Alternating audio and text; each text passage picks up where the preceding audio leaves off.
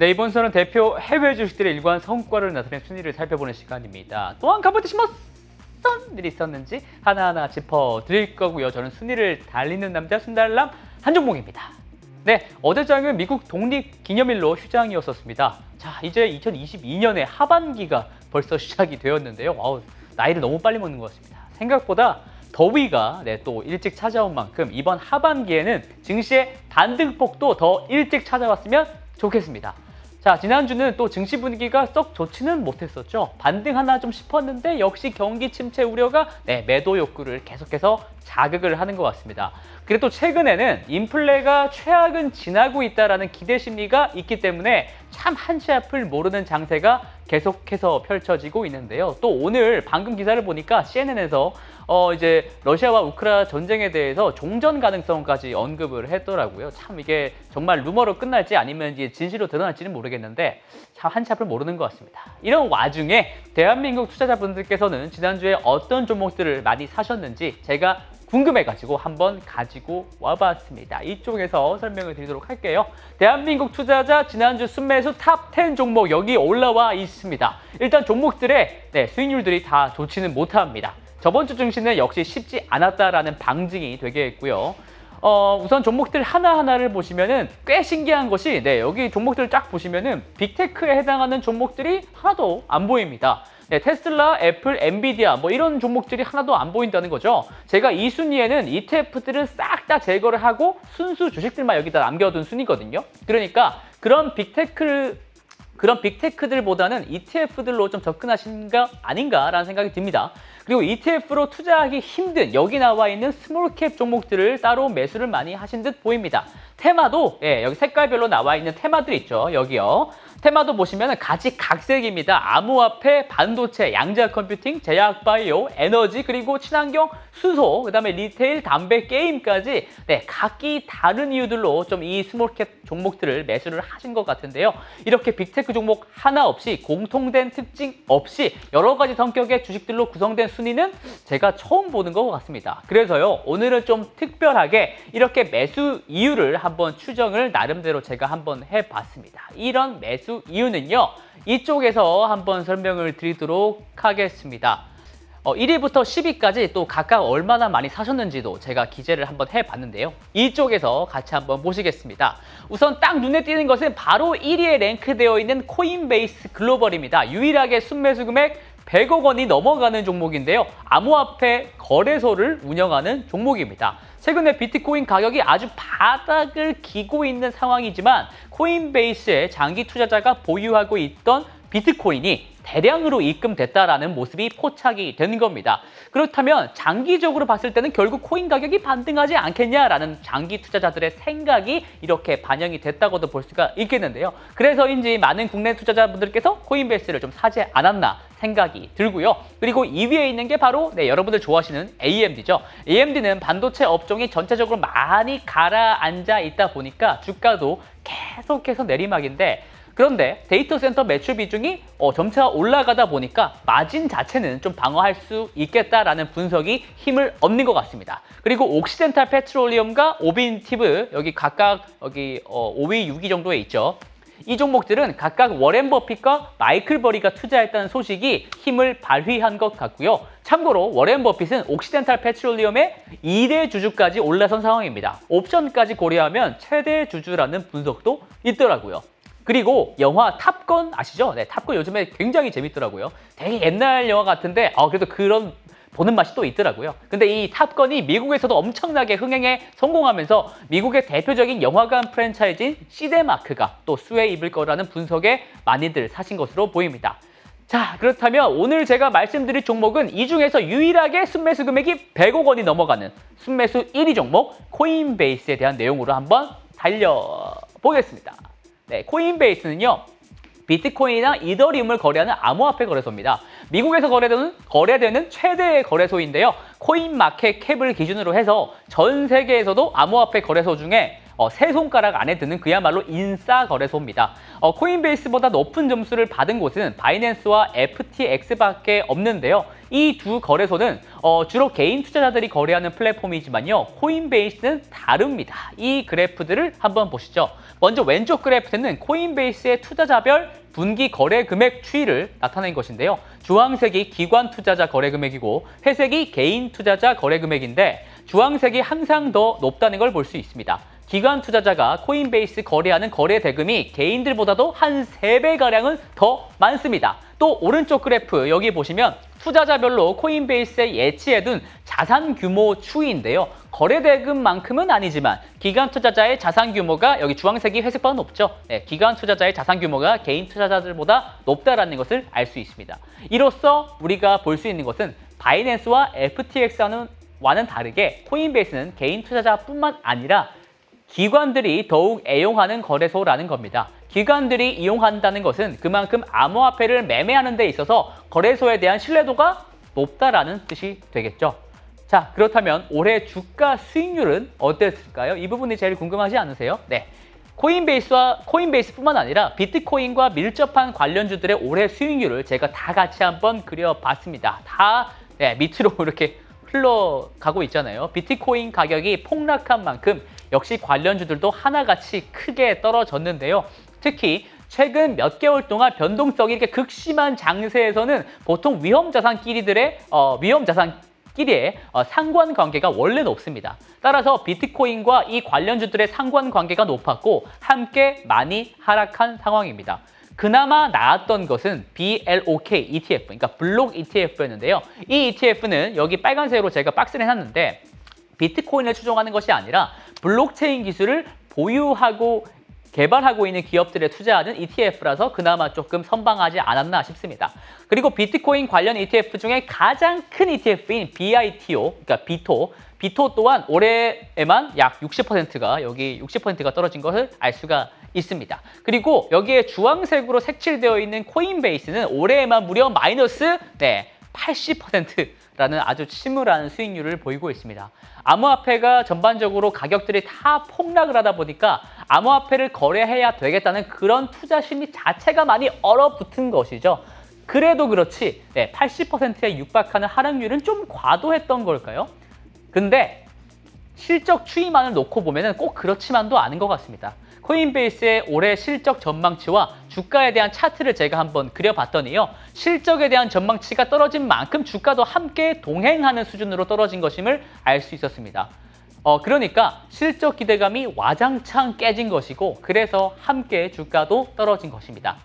그렇다면 최근 실적 전망치가 어땠길래 이런 사단이 나는 건지 제가 좀 더 자세하게 말씀드려 보도록 하겠습니다. 자, 이것은 코인베이스의 분기별 매출과 매출 전망치 그리고 주당 순이익과 주당 수익 전망치를 나타낸 것입니다. 먼저 왼쪽 그래프를 한번 보시면요. 이게 분기별 매출인데 여기서 주황색 막대는 실제로 발표된 매출이고요. 그리고 빨간색 막대는 시장에서 바라보는 코인베이스의 분기 매출 전망치입니다. 올해 1분기 매출은 작년 4분기 매출보다 한 분기 만에 절반 이상 줄어들었고요. 더욱이 문제는 이번 2분기와 그리고 하반기에는 더 안 좋을 것이라고 예상된다는 점입니다. 이렇게 매출이 줄어드는 이유는 금리가 오르고 위험자산 선호 현상이 줄어들고 암호화폐 열기가 식으면서 거래소를 이용하는 이용자들의 숫자 자체가 줄어든 게 가장 큰 요인이 되겠습니다. 코스피도 작년 1분기에는 거래 대금이 하루에 막 20조 원이 넘었거든요. 근데 요즘에는 10조 원을 넘기는 날이 굉장히 드물잖아요. 같은 원리라고 할 수 있습니다. 결국 시장이 인기가 많아야 사람들이 들어올 거 아닙니까? 같은 거예요. 성장주 입장에서는 매출이 이렇게 박살이 나면 높은 확률로 적자를 맞을 수밖에 없습니다. 여기서 오른쪽 그래프 이거 보실게요. 벌써 지난 1분기부터 적자를 내기 시작했고요. 2023년까지는 적자가 이렇게 쭉 나지 않을까 그렇게 투자자들은 굉장히 암울한 예측을 하고 있는 중입니다. 하지만 기억하셔야 할 것은요. 이 실적 예상들은 비트코인 가격이 지금처럼 계속해서 하향 안정기를 맞고 암호화폐 시장의 반등이 내년까지는 없을 것이다 라는 것을 가정을 하고 난 뒤에 실행한 예측일 거라는 점입니다. 주식시장을 포함해서 여러 위험자산 선호 현상이 회복하게 된다면 코인베이스의 실적 전망층도 상향될 수 있다는 점을 유념해 주셨으면 하고요. 하지만 어쨌거나 지금 상황은 주식이든 암호화폐든 다 던지고 싶은 사람들이 많은 만큼 시장의 자신감이 굉장히 지금 떨어진 상황이잖아요. 그래서 코인베이스에 대한 공매도 잔량은 이걸 보시면 되는데 역대 최다를 그리고 있습니다. 현재 기준으로 공매도 잔량은 코인베이스의 유통 주식수의 20%가 넘는 수준이고요. 특히 5월 3일에 코인베이스가 1분기 실적을 발표하면서 그 실망감에 공매도 잔량이 폭발적으로 늘어난 것을 알 수 있습니다. 골드만삭스가 최근 코인베이스의 목표 주가를 70달러에서 45달러로 패대기 친 것도 한몫을 했다라고 볼 수 있겠네요. 자, 그렇다면 코인베이스는 앞으로 좀 어떻게 해야 좀 벼뜰날을 잘 맞이할 수가 있을까요? 그러면 이쪽으로 와서 코인베이스의 3가지 성장의 축에 대해서 한번 말씀을 전해드리고자 합니다. 네, 코인베이스는 현재는 비트코인과 이더리움 그리고 몇몇의 알트코인들을 매매하는 거래소이지만요. 여기 나와 있는 기능들을 추가를 하면서 성장을 도모할 계획을 세우고 있습니다. 우선 투자 쪽 기능을 살리는데 세금 신고 기능을 추가하고 또 선물 옵션 기능을 추가해서 바이낸스와 FTX에 도전할 계획입니다. 뿐만 아니라 스테이킹 코인도 지속적으로 확장한다고 하고요. 마지막으로는 NFT 거래소를 출시하고 암호화폐 지갑 기능도 오픈한다라는 플랜입니다. 그런데 사실 들어도 힘들어 하시죠? 네, 결국에는 이 모든 성장의 축은 비트코인 가격이 반등해야 의미가 있는 것들입니다. 그래도 이런 것들로서 플랫폼의 경쟁력을 미리미리 좀 쌓아놓는다면 나중에 비트코인 가격이 반등할 때 큰 득을 볼 수도 있겠죠. 네, 기회가 있을 때 실력을 쌓아놔야 되는 거니까요. 어쨌거나 저쨌거나 그렇다면 비트코인 가격은 언제쯤 반등할 수 있을까요? 아니, 과연 반등이 나오기는 할까요? 이에 대한 최근 분위기와 꼭 짚고 넘어가야 하는 것을 제가 지금부터 말씀을 드리겠습니다. 자, 다시 이쪽으로 돌아와서요. 차트 하나 보여드릴 텐데요. 이 차트는요, 비트코인에 대한 공포 탐욕 지수, Fear and Greed라고 불리는 심리 지표입니다. 100에 가까울수록 투자자들이 탐욕에 취해 있다고 보시면 되고요. 0에 가까울수록 공포에 질려 있다고 보면 됩니다. 지금 수치는요, 무려 10입니다. 네, 이 공포 탐욕 지수가 25보다 아래에 있을 때 극심한 공포 분위기에 있다라고 할 수가 있는데 이 분위기가 2달 가까이 지속되고 있다는 게 놀라울 따름입니다. 이런 현상은 역대 최장 기간이라고 하는데요. 그만큼 암호화폐 전반적으로 심리가 안 좋다라는 겁니다. 하지만 비트코인에 대한 최근 기관 투자자들의 동향은 조금 다릅니다. 여기서 재미있는 그래프들을 한번 보시겠습니다. 먼저 왼쪽 그래프 한번 보시면요. 네, 바이낸스 거래소와 CME 거래소의 비트코인 선물 포지션을 나타낸 건데요. 바이낸스는 아까도 말씀드렸지만 주로 개인 투자자들이 이용하고 CME는 사실상 기관들만 이용하는 거래소거든요. 그러니까 이 둘 거래소를 비교해보면 개인과 기관의 생각을 구분지어서 생각해볼 수가 있습니다.